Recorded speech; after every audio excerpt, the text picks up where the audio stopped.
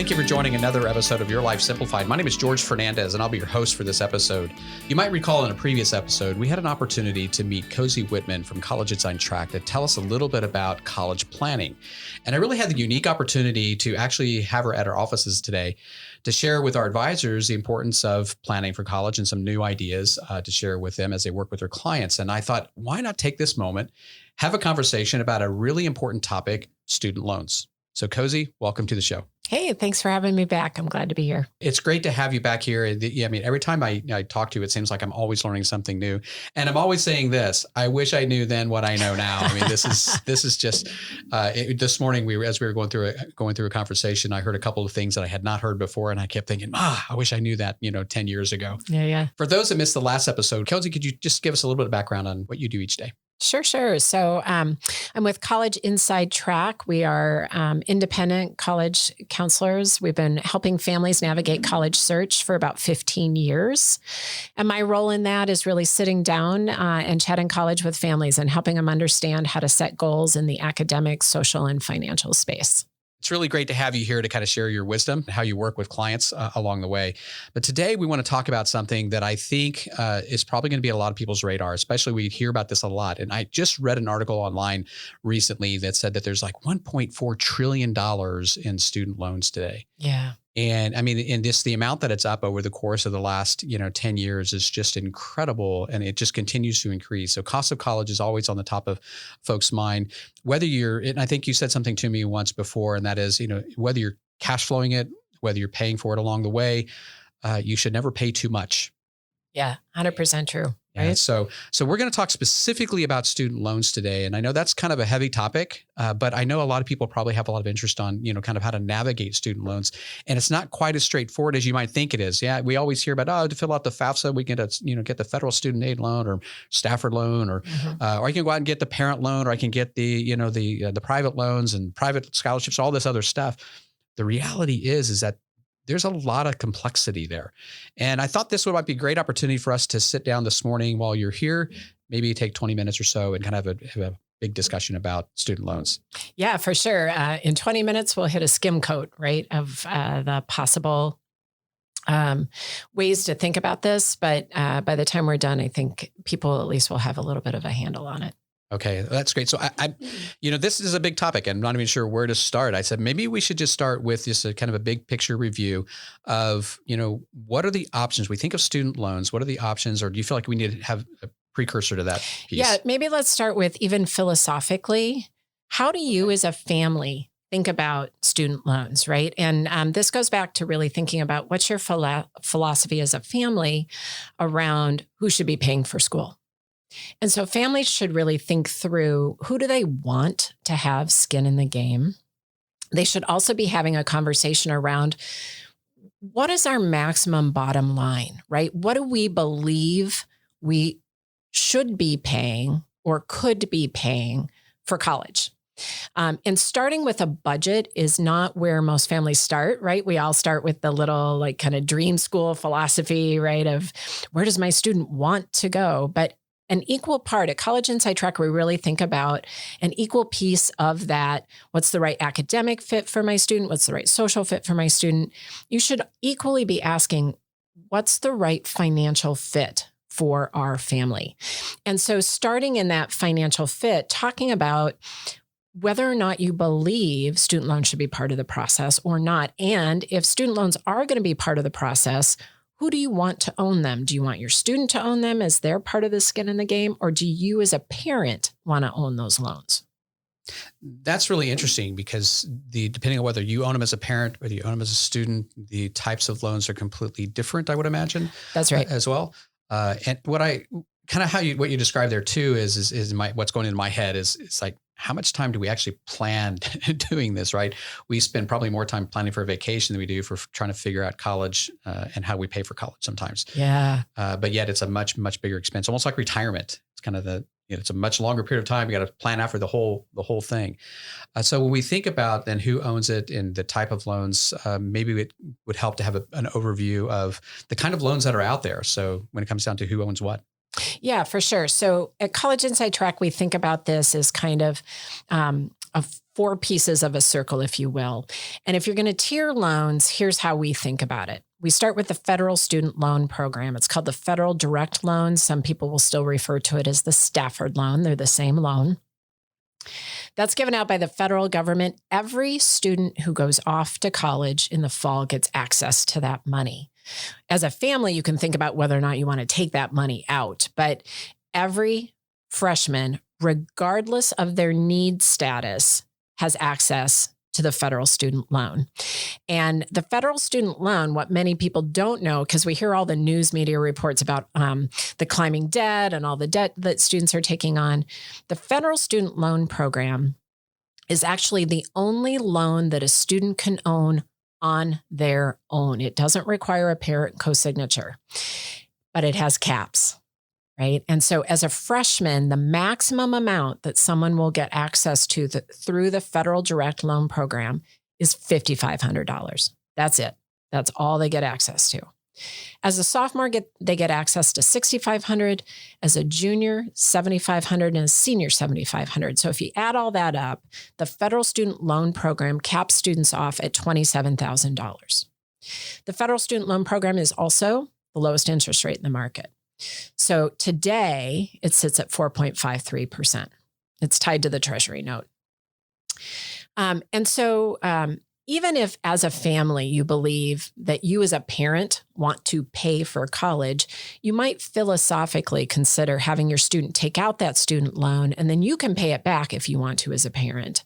But because of the interest rate, and to your point, parent loans look really different. We'll talk about those in a second. But the federal student loan program is a great interest rate. It's relatively inexpensive money when you look at the grand scheme of student loans. And so I would encourage families to really analytically look at whether or not that wants to be part of their picture. The next layer in loans would include either state level loans, which most people don't even know exist, or private level loans. And those would be going to private lenders, banks, for instance. And not all banks have student loan options, but the private loans have traditionally gotten kind of a bad rap, but they aren't all bad loans. And so I would encourage families to at least do some research to see what's out in that space. You'll find interest rates as low as 4.5% and as high as 15%, and the terms are all over the place. Some have origination fees, some do not. Some have an interest rate while the student is in school and a separate interest rate once they graduate. And so it's really important, if you're going to look at the private loan space, to look critically at those loans and really truly understand what the terms of the payback look like. And the other thing that families should know, again, I'm going to say this multiple times, the federal direct loan is the only loan a student can own by themselves. So if you look in the private space, those loans are going to require a parent co-signature, which, by the way, parents, means that you own that loan, really. State level loans vary widely. Not all states have them accessible. Numbers of states do. Some really good loan programs around the country would include the state of Minnesota. Massachusetts has a really good state level student loan. North Carolina has a really good state level student loan.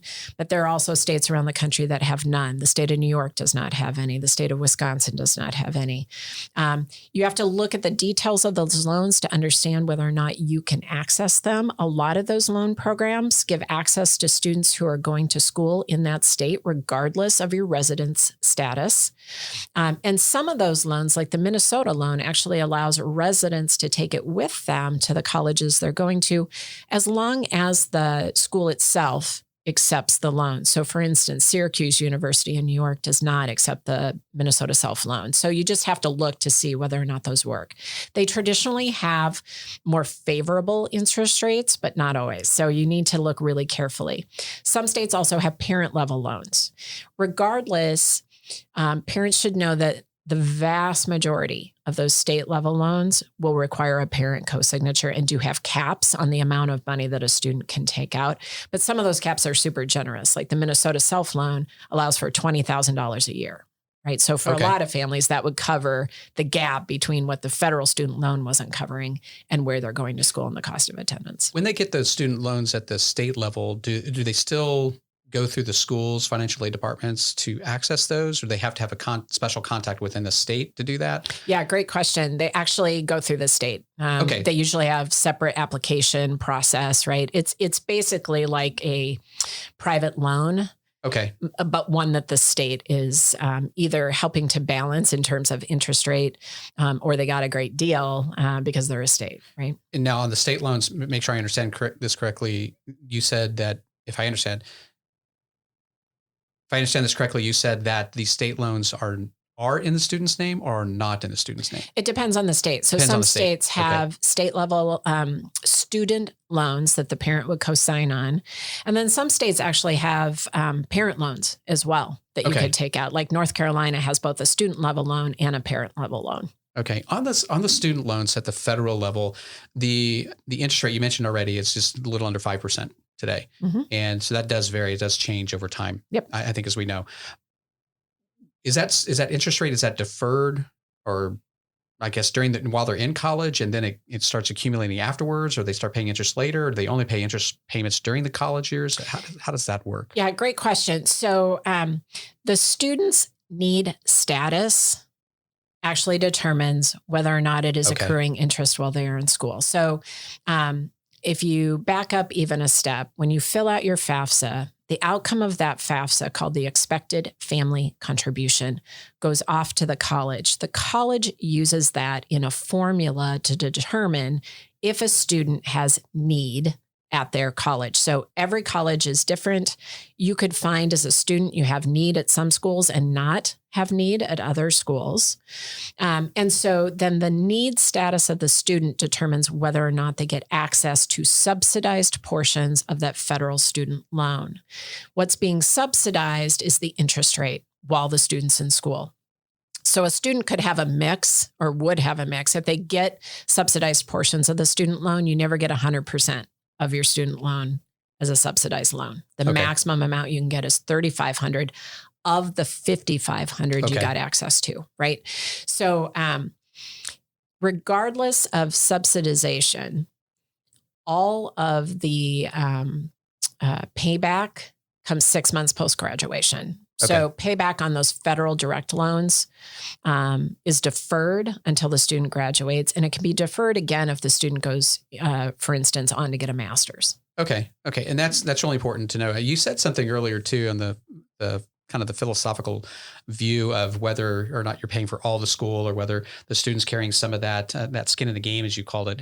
Mm-hmm. One interesting thing that you mentioned too was if a student goes in and they do get a loan, take advantage of that low interest rate, as you mentioned, and then just pay it off afterwards. Or maybe if you can cash flow, at least it's in the student's name at that point. An interesting point on that is if a student is looking at building credit during college, you don't want them to get a credit card to build credit, or to go out and get a car loan to build credit. A student loan is an option for that. And, That's right. And so lenders will look at the credit or the payments you make on a student loan as credit building along the way. And that was one of the things when we talked with our own kids, two of our kids who had student loans coming out of college, that was actually part of their credit building strategy as well. So they had skin in the game. They built credit at the same time and owned their decision on the college as well. So kind of back to the philosophical point that you were talking about a little bit earlier.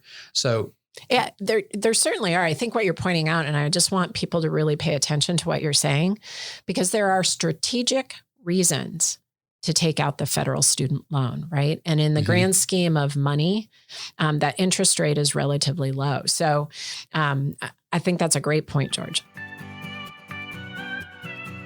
Thanks again for downloading this episode of Your Life Simplified, which is produced by Mariner Wealth Advisors. And at Mariner Wealth Advisors, we're here to serve as your advocate. We help people chart a course to reach their personal and financial goals so that they can have greater peace of mind that may lead to a more fulfilling life. We do this by always putting our clients first. Because as fiduciaries, we're required to provide guidance that's in the best interest of clients, not in the best interest of a company or shareholders or anyone else. So as you listen to this podcast and have questions about maybe your own financial situation, or would simply like a second opinion, or even you have an idea for a future podcast, please go ahead and email us at podcast@marinerwealthadvisors.com. If you found the information on this podcast valuable, please go ahead and share it with a friend or family member that you think might benefit from this information. And please don't forget to subscribe to this podcast so you don't miss an episode. Thanks for listening, and now back to the episode. So kind of going beyond the student piece and kind of maybe building on the parent side, you mentioned that they're going to be partnering. Well, let's say partnering. They're actually owning the loans if they co-sign. That's really what that means. But there's also the Parent Plus loans as well that are often part of those packages that you described as well. Can you speak to that just a little bit? Yeah, absolutely. So in our tiering, right, we started with that federal direct student loan, the loan that the students own. The next level would be those state or private loans. And then the bottom kind of in terms of strategies would be that Parent Plus loan. This is a federal loan for parents, right? So just to be clear, parents, you own this loan 100%. Your student isn't responsible for it in any way, shape, or form. And in the grand scheme of loans for students going off to college, this is actually a relatively poor loan. It starts at 7%. It has a 4% origination fee. And so it's a relatively expensive loan. A lot of folks could find, for instance, home equity lines of credit with better terms than that. And so the other kind of insidious piece of this is that colleges build that Parent Plus loan straight into the financial packages often to make the bottom line number look shinier and prettier, right? And more acceptable to families. And so if you're kind of a bottom line, let me shoot to the bottom. This is kind of my personality. I just want to know what it costs, right? And so I jump to the bottom. And if you aren't paying attention, you might think, for instance, I'm going to pay $14,000 for college and be really excited about that. But what you didn't notice necessarily was that the school built in the federal direct loan at $5,500, but they also built in the Parent Plus loan for $14,000. So you've got $19,000 of loans that you actually should be adding to that bottom line cost of attendance at $14,000. Right. And now I'm actually paying, I don't know, math on the spot, $33,000. The actual cost of attendance for that school is well over $30,000. Right. So some schools, in fact, interestingly, call the Parent Plus loan a Parent Plus award. No thanks. Right. I'll pass on that award. So it's just important for there's some level of implication that it's being endorsed because the colleges build it in. And often families will find that if they either browse the state space or they browse the private space, they can find much better terms. I would encourage people to do their research before they sign on the bottom line and just assume that's their best option. Yeah, and that's a really great point. I think you look at the way in which all of these packages come together. It always comes back down to what does your personal situation look like? Mm-hmm. What are all the options that you have on the table? And that's one of the things our advisors do really well is they take each of those options and we can model those out. So if the plus is the option that you need to use, then then let's understand exactly how that's going to work. If the home equity is an option that we can leverage, then let's look and see how that works and the implications it has, downstream. Yeah. So I think that's exactly what we do when we sit down and have these conversations after working with you on getting the detail like this, and then how do we apply that in their personal situation? Kind of extending on that, you said a little bit earlier the importance of filling out the FAFSA, and the FAFSA actually is what drives a lot of this direction. So let's take a step in a moment to kind of speak to that a little bit, kind of review the FAFSA again. I think you talked a little bit about it, but let's kind of dig a little deeper there. Yeah, so for sure. FAFSA, the word FAFSA actually stands for the free application for the federal student aid, right? Which means that it is the application for the federal student loan. So if you plan to take out the federal student loan, you have to fill out your FAFSA because it's the application. Then the FAFSA's outcome is called the expected family contribution, which is somewhat of a misnomer. A lot of people get that number and they think, awesome, I'm only paying $20,000 for college a year. I can do that. And it actually is not what you will pay for college. It is simply part of a formula that the colleges will use to determine if you have need at their school. And the formula for that is they take their sticker price, they subtract your expected family contribution, and then the outcome of that math problem determines if you have need. So if there is a gap after that, then you have need. If there is no gap or it's a negative number, then you have no need. And need determines whether or not your student is going to get access to the subsidized portions of that student loan. What a lot of people don't know is the colleges also determine that. Okay. What percentage of your overall $5,500 or $6,500 or $75 and $75, what percentage of that is subsidized and what percentage is not? Okay. So with that in mind, as you fill this out, one of the things that I sometimes will hear too is that I'm not going to qualify for need. So why do I have to fill out the FAFSA? Yeah. So a couple things. Again, if your philosophy includes taking out money in the form of the loan, you have to. It's required. The other thing that lots of folks don't know is that the FAFSA is sometimes tied to whether or not philosophically a college wants to share merit with you, right? So although your FAFSA does not determine merit-based aid, because merit-based aid is all about the student, right? And how cool the student is. Merit is also a business decision that the college is making about whether or not they want to give your student money. But what they will sometimes do, because the information on the FAFSA is so important to them, right? They are looking for their next donors, that they will sometimes tie a portion of the merit aid or whether or not you actually can get your merit aid or get access to your merit aid by assuring that you fill out your FAFSA. So you get kind of a nicely worded notice that this is your merit package. And just as soon as we get your FAFSA, it's all yours. Interesting. So you said something earlier when we were having a conversation that there are 6 guidelines that you have for debt. Can you share that? Yeah, for sure. I would love to do that because I think a lot of times, one thing that people don't know is I think people know that there's no cap on debt. But unlike when you go to take out your mortgage, somebody's done an analysis, right, that caps you out that says you cannot take out a loan for more than this amount for your house. There's no analysis like that done for student debt. So you have to self-regulate as a family. And That's interesting. I want to use these guidelines for families to really think through what this looks like in their particular scenario. So my first kind of guideline is students really should not be taking out more in debt than a first-year salary in their predicted career that they're going to pursue. And if a family doesn't really know, because lots of students don't know what they want to do when they go off to school, right? But if you want to use the national average starting salary today is at $40,000. So if you can keep your student under that, now, of course, the goal would be to be less debt than that, right? But sure. When you're thinking about kind of what's too much to help you self-regulate a little bit, that's a number that you can use. So if your student is going to go off and be a teacher with an average starting salary at, say, $36,000, you probably don't want to have your student taking out $80,000 of debt.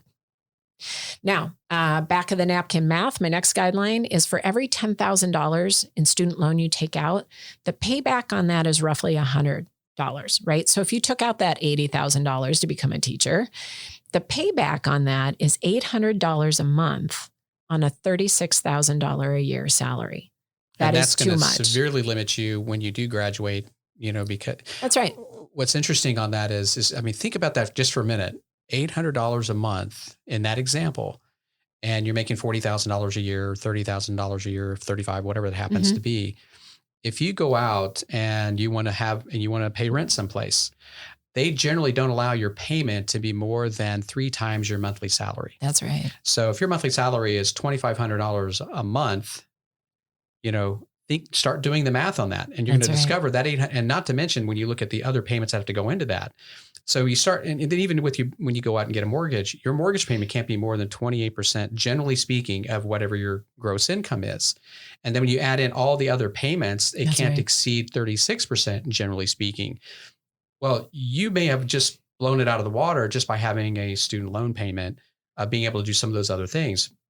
The only other area I think they don't necessarily regulate that in any way is probably cars, but even still, I mean, we start adding all these things up. It's tremendous, and I think it also lends itself to the reasons why we're seeing so many students, who aren't able to go I can live out of their parents' house. That's after right. The first 2 or 3 years out of college. Yeah.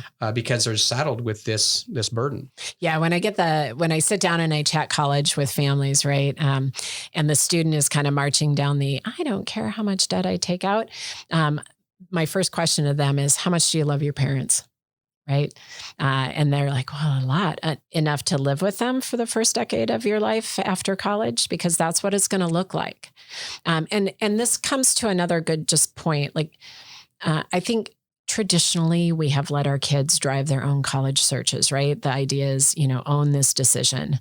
But today it's such a major fiscal decision for a family that putting kids in charge of their own college search is a little like putting them in charge of your financial portfolio. I wouldn't recommend it. So a couple other guidelines for people to keep in mind. Student loans are not dismissed in bankruptcy, so you can't get out from underneath those. And if you have co-signed on a loan for your kids, it actually is not dismissed on their death either. So it's just important for people to understand. A lot of people think of educational debt as benign because it's for your degree, right? But it's not benign. It has real world implications. And so people just need to think about that before they do it. Well, Cozy, thank you so much for sharing those guidelines, because I don't think it can be understated how we actually go about looking at each of these scenarios individually at the personal level or applying it to our personal situation. So as we kind of wrap things up here, what are the maybe 2 or 3 things that we want folks to really walk away with today?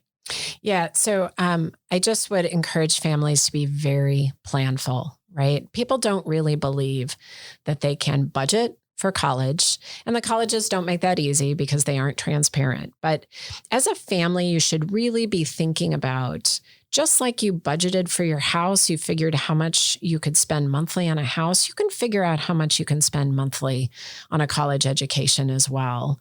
And be planful about the loan amounts that you take out, right? So understanding who is going to contribute, right? Parents and kids, and maybe other contributors like grandparents, what the colleges potentially would bring to the table for your family in both the need and merit space, and then where there will be gaps between the who and the colleges, what loans, and then what the cap on those loans would be. What are you comfortable? Use that back of the napkin math. What are you comfortable with your student paying out once they graduate? People spend far too much time in college search thinking about getting in. We want them to pair that with how do you get out?